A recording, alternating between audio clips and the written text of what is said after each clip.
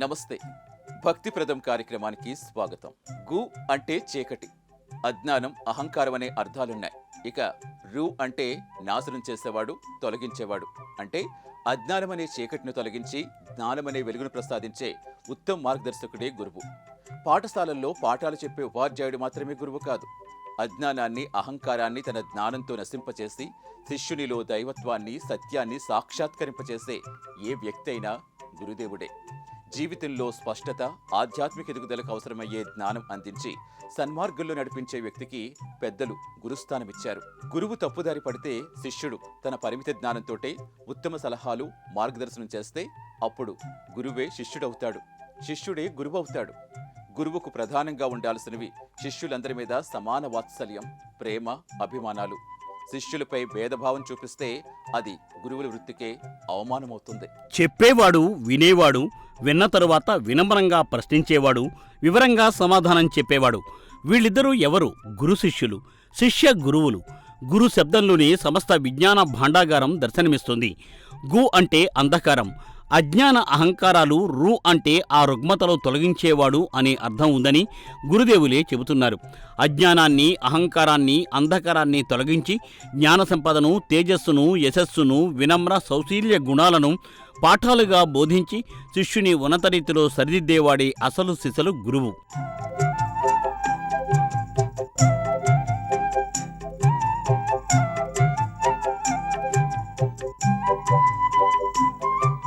సమస్త శాస్త్రాలు ఔపోసన పట్టిన గురువు తాను నేర్చిన విద్యను శిష్యులకు ఓర్పుగా, శాంతంగా, సమర్థవంతంగా బోధించి తమంత వారిగా తీర్చిదిద్దాలి.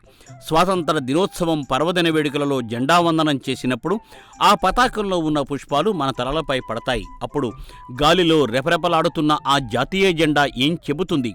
నీతిగా, నిజాయితీగా, నిత్య కృషీవలురుగా, నిర్భయంగా, నిరుపమాన ధైర్య సాహసాలతో, పరోపకార బుద్ధితో, విద్యా వినయ సంపన్నతతో మెలిగి ఆ కార్యాలకు, ఎట్టి అకృత్యాలకు కాల్పడకుండా, ఎక్కడా తల వంచకుండా తల ఎత్తుకుని బతుకుతూ తనంత ఎత్తు ఎదగమని ఆ సుగంధభరిత పుష్పాలతో మనస్సును ఆదర్శిస్తుంది. గురుదేవులు కూడా అంతే. శిష్యగణాలకు ఉత్తమ బోధన చేసి ఉత్తమ రీతిలో మెలుగుతూ గౌరవప్రద జీవనంతో ఆకాశం అంత ఎత్తు ఎదగాలని ఆశీర్వదిస్తారు.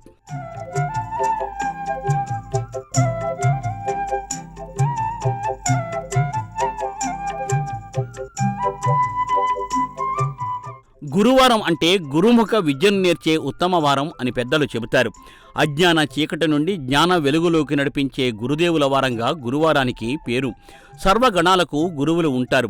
వేదాలు విభజించి పురాణాలు లిఖించిన వేదవ్యాసుడు గురుదేవ అగ్రగణ్యుడు. ఆ వ్యాస భగవానుడి పేరిట వచ్చిన గురువార పౌర్ణమిని మనం గురు పౌర్ణమిగా, వ్యాస పౌర్ణమిగా చేసుకుంటూ ఉంటాం. గురువులకు గురువు ఎవరు? వాగ్దేవి మాత. విద్యా గురుణాం గురుహు అని సుభాషితాలు చెబుతున్నాయి. ఏ పదమైనా శ్రీకారం, ఏ స్వరమైనా ఓంకారం. ఈ శ్రీకార ఓంకారాలకు సమస్త విద్యాజగతికి ఆది మూల దేవత, విద్యాదేవత సరస్వతీ మాత. సరస్వతీమాత ఆరాధనా దినం గురువారమే అని పెద్దలు చెబుతారు.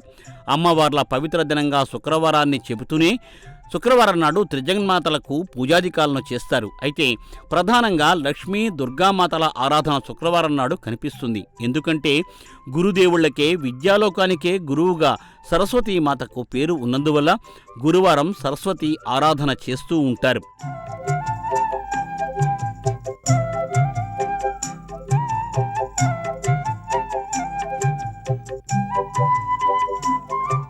అత్యంత తెలివైన, జ్ఞాన మేధోగుణ సంపన్నులైన విద్యా అధికులను ఉద్దేశించి బుద్ధిలో బృహస్పతి అంటూ ఉంటారు. బృహస్పతి ఎవరు? దేవతలకు గురువు, జ్ఞానానికి, బుద్ధికి అధిపతి. దేవగణాల గురువు బృహస్పతి వారం గురువారమే. అసలు ఏ గురుదేవుల ఆరాధన దినమైన గురువారమే అని పెద్దలు చెబుతారు. గురువులకు గురువైన సరస్వతీమాత సృష్టికర్త నాసికపై ఉండి సమస్త జగత్తుకు విద్య అందించిందని పురాణాలు చెబుతున్నాయి. అయితే ఆ సరస్వతీమాతకు విద్యాశక్తిని ఇచ్చింది ఎవరు? హయగ్రీవుడు. హయగ్రీవుడు అంటే సకల భువన రక్షకుడు, అఖిలాండకోటి బ్రహ్మాండ నాయకుడు, దేవదేవుడు, దేవతా సార్వభౌముడైన శ్రీ మహావిష్ణువే. అతి పవిత్ర శ్రావణ పౌర్ణమి పర్వదినం నాడే మనం హయగ్రీవ జయంతి చేసుకుంటూ ఉంటాం. ఆ అంటే గురువులకు గురువైన సరస్వతీదేవికే. దేవగురువైన శ్రీ మహావిష్ణువు ప్రీతిపాత్రమైన రోజు గురువారం. దైవం మానవ రూపంలో అవతరించి ఆధ్యాత్మిక ధార్మిక ఉత్తమ బోధనలతో మానవ సంఘాన్ని మహోన్నత సంఘంగా తీర్చిదిద్దిన ఎందరో దైవాంశ సంభూత కారణజన్మ గురువులు ఉన్నారు. ఈ కోవకే చెందినవారు షిరిడీ సాయినాథుడు, గురు రాఘవేంద్ర స్వామి. ఈ దైవాల ఆరాధన గురువారం నాడు మాత్రమే చేస్తాం.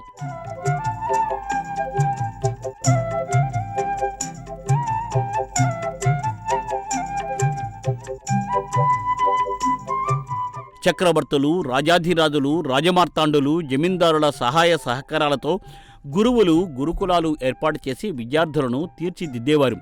పసి ప్రాయంలోనే గురుకులాల్లో చేరి గురువు వద్ద సమస్త విద్యలు నేర్చుకుని సకల విద్యా పారంగతుడిగా మారి అప్పుడు వనారణ్య గురుకులాల నుండి లోకారణ్య జనావాసాలకు వచ్చేవారు. గురుకులాలలో విద్య అంటే ఏదో ఆషామాషీగా ఉండదు. క్షణం తీరిక లేకుండా విద్య నేర్వడం, గురుకులాలకు సంబంధించిన సర్వ విషయాలలో చేదోడు వాదోడుగా ఉంటూ గురువులకు శుశ్రూష చేస్తూ ఆరుబయట అన్ని కాలాల కష్టాలు ఓరుస్తూ విద్యాబుద్ధులు పొందేవారు. కష్టే ఫలి అంటారు పెద్దలు. ఏడాది పాటు చదివాక అప్పుడు పరీక్షలు వస్తాయి. ఎన్నో కష్టనష్టాలకు ఓర్చి చదువులు చదివితేనే పరీక్షలు రాయడం, ఉత్తమ శ్రేణుల్లో విజేతలు కావడం జరుగుతుంది. ఇష్టాలను త్యాగం చేసి అష్ట కష్టాలకు ఓర్చి రాత్రనక పగలనక విద్యాబుద్ధులు నేర్పిస్తేనే పరీక్షల్లో ఉత్తీర్ణత, ఉత్తమ శ్రేణుల ఉత్తీర్ణతను సాధించగలుగుతారు. గురుకులాలలో ఆ రీతిన అతి కఠిన పరిస్థితులలో విద్య నేర్చుకుని గురుకుల విద్యార్థులు బయటకు వచ్చారు. గురుకులాల కాలంలోనూ గురువుల వారంగా గురువారాన్ని గుర్తించేవారని పురాణ కథలు చెబుతున్నాయి.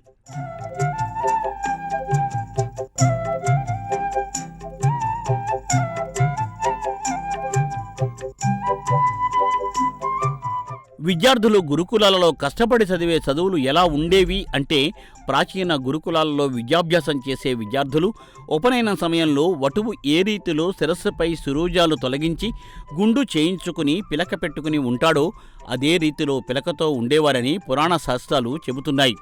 గురువులు శిష్యులకు చదువు చెప్పడంలో ఎంత కఠిన వైఖరిని అవలంబించేవారంటే, రాత్రివేళ విద్యార్థులు చదువుల్లో పిల్లలు నిద్రకు గురైతే వెంటనే మెళకువ రావడానికి ఆ పిలకలకు మేకులు కట్టేవారని పురాణ గ్రంథాలు చెబుతున్నాయి.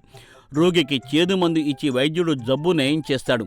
ఆయా రీతిని అతి కఠిన వైఖరి అవలంబించి గురువులు విద్యార్థులను ఉత్తమోత్తములుగా తీర్చిదిద్దేవారని పురాణాలు చెబుతున్నాయి.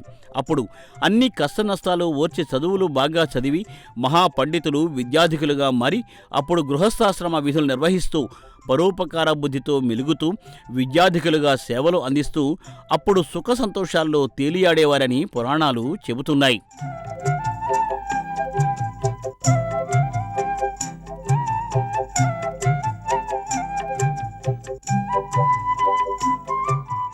గురువు అంటే శిష్యుని తీర్చిదిద్దేవాడు. గురువు శిష్యులందరి మీద సమాన వాత్సల్యం, ప్రేమ, అభిమానాలు చూపాలి. శిష్యులపై భేదభావం చూపిస్తే అది గురువుల వృత్తికే అవమానం అవుతుంది. గురువు తప్పుదారి పడితే శిష్యుడు తన పరిమిత జ్ఞానంతోనైనా ఉత్తమ సలహాలు, మార్గదర్శనం చేయవచ్చు. అప్పుడు గురువే శిష్యుడవుతాడు, శిష్యుడే గురువు అవుతాడు. అందరూ అన్ని రంగాలలో, అన్ని భాషల్లో, అన్నింటా నిష్ణాతులు కాలేరు. అందుకే ఎవరు తమకు తెలిసినది ఇతరులకు చెప్పిన వారు గురువు, విన్నవారు శిష్యులు. ఎవరు ఎవరికి ఏ బోధన చేసినా ఆ బోధన చేసిన వారు గురువు, బోధన ఆలకించినవాడు శిష్యుడు.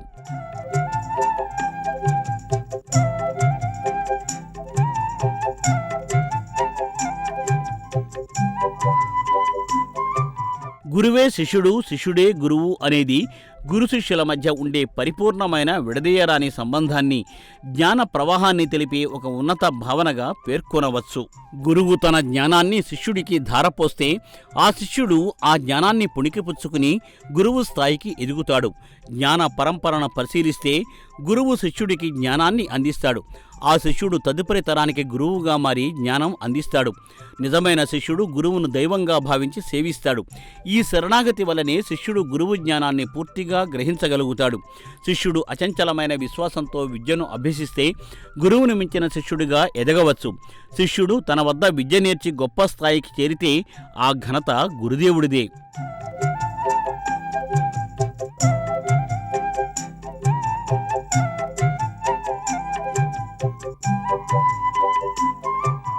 గురువు సైతం శిష్యుడి నుండి కొత్త విషయాలు నేర్చుకునే సందర్భాలు కూడా ఉండవచ్చు. ఎందుకంటే మంచి గురువు ఎప్పుడూ నిత్య విద్యార్థిగా ఉంటూ తన అనుభవాన్ని శిష్యుడికి అందిస్తాడు.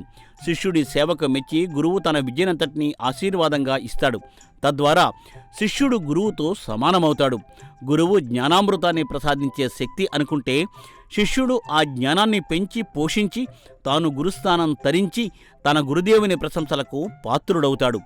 గురువులైన శిష్యులు తమ విద్యాసేవలతో ఉత్తమ సంస్కార విద్యా సమాజ ఏర్పాటుకు దోహదం చేస్తారు.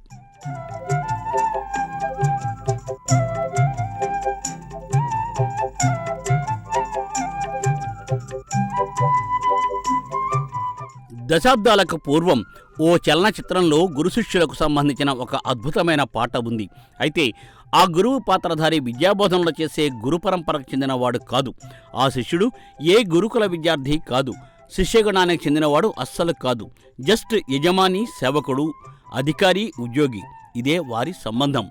సక్రమ మార్గాన్ని విడిచి గురువు దారి తప్పి అగాధంలోకి వెళ్ళి తప్పుడు పనులు చేస్తూ ఉంటే తన యజమానితో చెబితే, వింటివ గురు, గురు అంటే వెనకే చెడితిని శిష్య శిష్య అంటూ తన తప్పును అంగీకరిస్తాడు. ఆ పాట చరణాలు ఎలా సాగుతాయంటే, ఇహపరాలకు బేరులు వద్దు, కూటి కొరకు పెడదారులు వద్దంటే విన్నావా, చెరపబోకురా చెడతావంటే చెవిని బెడితివా గురు గురు అని శిష్యుడు గానరూపంలో చెబుతాడు.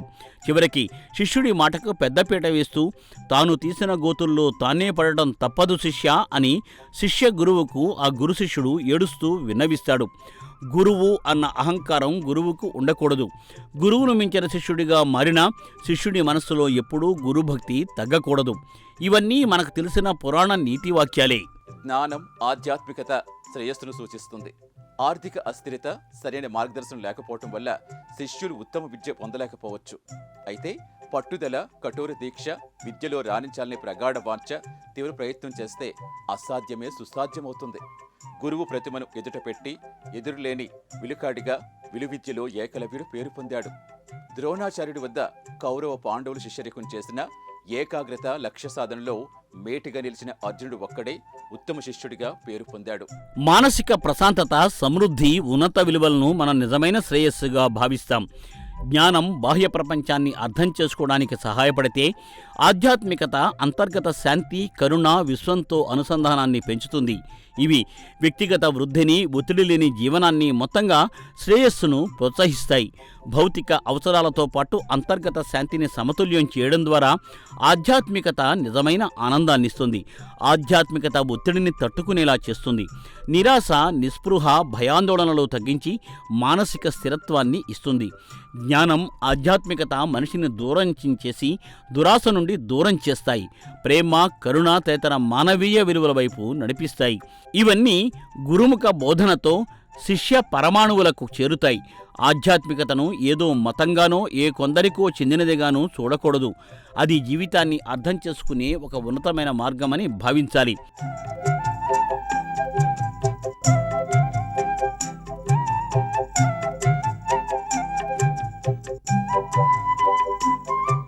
ఆర్థిక అస్థిరత, అనుకూల పరిస్థితులు, సరైన మార్గదర్శకత్వం లేకపోవడం వల్ల కొందరు మేధో సంపత్తి కలిగి ఉండి విద్యాబుద్ధులకు నోర్చుకోరు. అయితే విద్య నేర్వాలనే ప్రగాఢ వాంఛ, సాధించాలనే తపన, పట్టుదల, కఠోర దీక్ష, శక్తివంచన లేకుండా ప్రయత్నం చేస్తే అసాధ్యాలు సుసాధ్యాలు కావచ్చు. ఇలా అసాధ్యం సుసాధ్యం చేసిన వానిగా పురాణ మహాభారత గాథలో ఏకలవ్యుని పేర్కొనవచ్చు.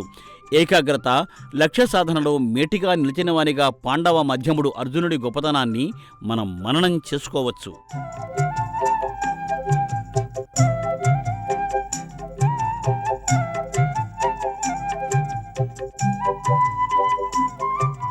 ద్రోణాచార్యుడి పెట్టిన విహంగనేత్ర పరీక్షలో అర్జునునికి ఏం కనిపించింది? చెట్టు కనిపించిందా? కొమ్మ కనిపించిందా? పక్షి కనిపించిందా? ఇవేమీ పార్థుడికి కనిపించలేదు. విహంగ నేత్రం మాత్రమే కనిపించింది. అంతే, బాణం విడిచాడు. రువ్వున బాణం వెళ్లి లక్ష్యాన్ని సాధించింది. అర్జునుని అద్భుత విలువిద్యా రహస్యం ఏకాగ్రతే. తన పట్టుదల, గురుభక్తి, నిరంతర సాధనతో అత్యున్నత ఏకాగ్రతను పెంపొందించుకుని విజయ పరంపరను సాగించాడు పార్థుడు. ఈ ఏకాగ్రతే అర్జునుని అత్యుత్తమ ధనుర్ధారిగా మార్చింది. ఇక ఏకలవ్యుడి విషయాన్ని తీసుకుంటే గురువు తిరస్కరించినా ఆ గురువు మట్టి ప్రతిమను పెట్టుకుని స్వీయ కృషితో విద్యను నేర్చి విలువిద్యా ప్రవీణుడిగా మారాడు. తనకు విద్యను గురువు నేర్పకపోయినా తన స్వయం కృషితో గురువు బొమ్మను పెట్టుకుని విద్య నేర్చిన ఏకలవ్యుడికి తన గురువు మీద అపార భక్తిభావమే ఉంది. అయితే ఏకలవ్యుడి అసాధారణ విలువిద్యా ప్రగతిని గమనించిన ద్రోణుడు కలత చెందుతాడు.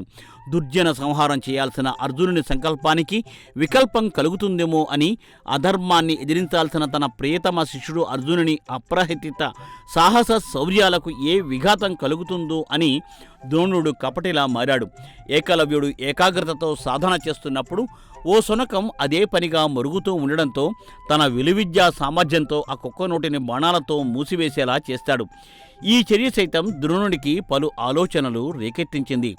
సామాన్యుడు స్వతంత్రుడిగా ఉన్న ఏకలవ్యుడు తాను నేర్చిన విద్య ఎవరి మీద ఏ రూపంలో ప్రదర్శిస్తాడో అది ఏ పరిణామాలకు దారితీస్తుందో అని ద్రోణుడు భావించినట్టు పురాణాలు చెబుతున్నాయి.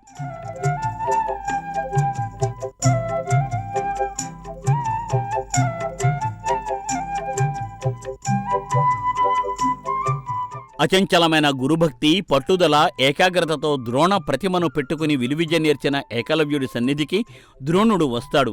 గురుదేవులు తన సన్నిధికి రావడంతో ఎంతో సంతసించిన ఏకలవ్యుడు గురుదక్షిణగా ఏమి కావాలని కోరగా ఏకలవ్యుడి బొటనవేలు ఇవ్వమని ద్రోణుడు కోరరాని కోరిక కోరతాడు. ఏకలవ్యుడు సంతోషంగా ఆ కోరికను తీరుస్తాడు. మహాభారతంలో స్వల్ప పాత్రగా ఏకలవ్యుడి పాత్ర కనిపించినా అక్కడ మహోన్నత త్యాగగుణం కనిపిస్తుంది ఏకలవ్యుడిలో. ఏకాగ్రతకు, అంకిత భావానికి, గురుభక్తికి నిత్య సత్య నిదర్శనంగా ఏకలవ్యుడు చిరస్థాయిగా నిలిచిపోయాడు చరిత్రలో. విద్య గురువునాం గురుహు అన్నారు పెద్దలు. గురువులకు గురువుగా సరస్వతీమాత ఆరాధించబడుతుండగా అర్జునుడికి భగవద్గీత బోధన చేసి ఆ గీత విశ్వానికే ఆదర్శనీయంగా చేశాడు గీతాచార్యుడు శ్రీకృష్ణుడు. మానవ రూపంలో జన్మించి మహనీయ గురువులుగా, మహాగురువులుగా, ఆధ్యాత్మిక గురువులుగా కొందరు కీర్తి ప్రతిష్టలు పొందారు. ఉత్తమ బోధనలతో, భక్తులతో దైవాంశ సంభూతులు కారణజన్ములుగా ఆ గురువులు కీర్తించబడ్డారు. షిరిడి సాయినాథుడు, గురు రాఘవేంద్ర స్వామి మహిమాన్విత దైవాలుగా, ధార్మిక అగ్రణ్య బోధనాపతులుగా కీర్తి పొందారు. ఇదే రీతిలో మరెందరో ఆధ్యాత్మిక గురుదేవులు సమాజ ఉద్ధరణలో భాగస్వామ్యమయ్యారు. గురుదేవులకు గురువు విద్యాదేవత సరస్వతీమాత, జ్ఞానాధిదేవతగా వాగ్దేవీమాతకు పేరు ఉంది. చదువు, తెలివితేటలు, సృజనాత్మకత కోసం విద్యార్థులు, కళాకారులు సరస్వతీదేవిని పూజిస్తారు. సకల విద్యలకు సరస్వతీమాత మూలం కావడంతో గురువులు ఆమెను జ్ఞానాన్ని ప్రసాదించే ఆది గురువుగా పూజిస్తారు. సరస్వతీమాత చేతులలో తెల్లని వస్త్రం, పుస్తకం, వీణ, జపమాల ఉంటాయి. ఇవి విద్యాదేవత సమస్త విద్యల వైభవాన్ని చాటి చెబుతాయి.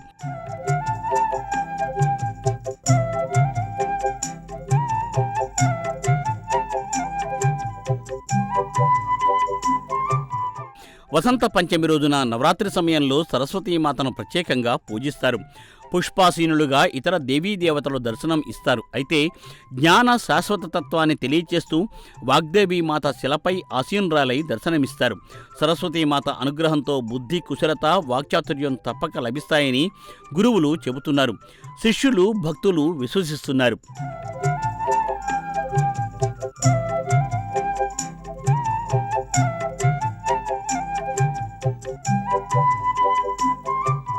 విశ్వానికే జగద్గురువు గీతాచార్యుడు.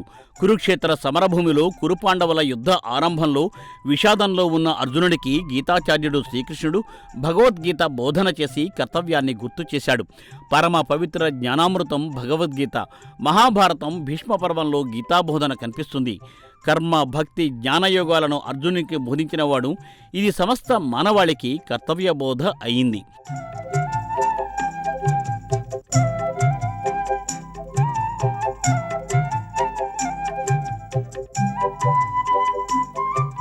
భగవద్గీతలో మొత్తం 18 యోగాలు, అధ్యాయాలు, మొత్తం 700 శ్లోకాలు ఉన్నాయి.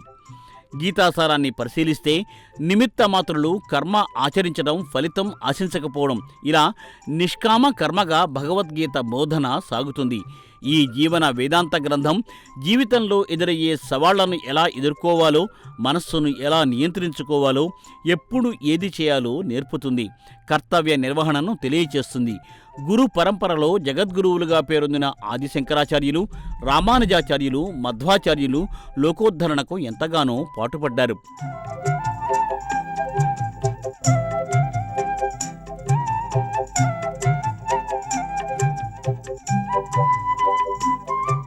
షిరిడి సాయినాథుడు, గురు రాఘవేంద్ర స్వామిని భక్తులు గురువార దైవాలుగా ఆరాధిస్తారు. శ్రద్ధ, సబూరి, నమ్మకం, ఓర్పు ప్రధానం అని సాయినాథుని బోధనలు కొనసాగుతాయి. ఊది విభూది భస్మంతో సర్వ రోగాలను నయం చేసిన వైద్య దేవుడిగాను షిరిడి సాయినాథుని భక్తులు ఆరాధిస్తారు. మహారాష్ట్రలోని షిరిడీలో సాయినాథుని ప్రధాన మందిరం నెలకొని ఉంది. అయితే అడుగడుగునా సాయినాథుని ఆలయాలు భక్తులతో కనిపిస్తాయి మనకు. ఇక గురువారం అయితే సాయినాథ ఆలయాల్లో భక్తజన వరదే ప్రవహిస్తుంది.